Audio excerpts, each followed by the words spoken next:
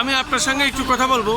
সেটা হলো, আমি আপনাকে বিভিন্ন সংগঠনের সময় বিভিন্ন আন্দোলন সংগ্রামে এবং বিভিন্ন বিষয় নিয়ে কথা বলতে জাতীয় প্রেস ক্লাবের সামনে মানববন্ধন সংবাদ সম্মেলন দেখেছি, এবং আজকে আমি দেখছি সামাজিক একটি কর্মকাণ্ড করছেন। প্রচণ্ড গরম, এখানে আপনি অনেককে পানি দিচ্ছেন।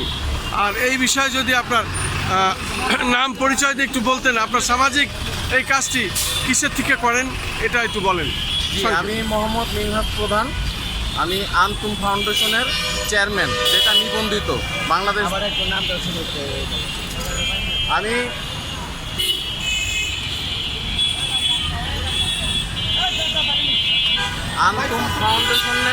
আন্তুম ফাউন্ডেশনের চেয়ারম্যান মিনহাজ প্রধান, যেটা গণপ্রজাতন্ত্রী বাংলাদেশ সরকার থেকে নিবন্ধিত, এবং এই ফাউন্ডেশন পরিচালনা করি মানুষের সেবার জন্য, দেশের সেবার জন্য, এবং যত অসহায় মা বোন কত শিশু আছে তাদের জন্য খাবার বিতরণ করি।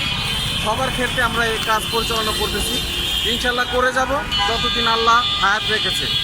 মৃত্যুর আগ পর্যন্ত করে যাব যতদিন আল্লাহ সুস্থ রাখবে।